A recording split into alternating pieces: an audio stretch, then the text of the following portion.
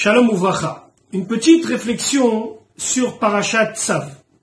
Au début de notre Parasha, Shalom Uvracha. Une petite réflexion sur Parashat Tzav.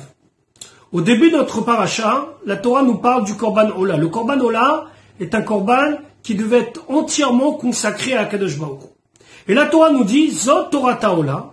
Voici la loi concernant le Ola. Ia Ola al Mogda al Mizbeach. C'est le Ola qui devait être complètement consumé sur le Mizbeach, sur l'autel, Kol Halayla, toute la nuit, Ad Aboker jusqu'au matin, Ve'esh HaMizbeach Tukadbo. Et le feu sur le Mizbeach va le consumer, va le faire brûler.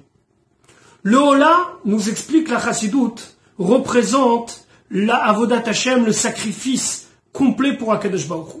La particularité du Korban Ola, c'était qu'il était complètement consacré à Dieu. Alors que d'autres sacrifices étaient en partie réservés aux hommes, le Korban Khatat, une partie pour les Kohanim, le Korban Shlamim, une partie pour les Kohanim et pour les propriétaires du Korban, le Korban Ola montait complètement vers Akadosh Baruch Hu Ola.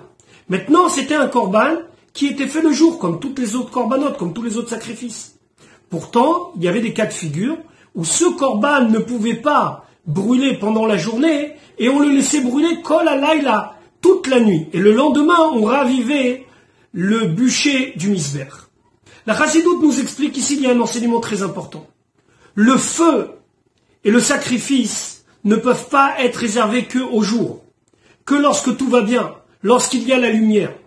Le feu et le sacrifice, le Mizbeach, qui représente ici le cœur de chaque juif, doit être aussi là la nuit. C'est la raison pour laquelle le Korban Ola pouvait aussi continuer à brûler la nuit. Pour nous dire, attention, même dans les périodes obscures et difficiles de votre vie, sachez faire en sorte que le sacrifice, le feu, le Mizbeach, votre cœur, soit encore consacré à Akadosh Baruch Hu. Kol Tov.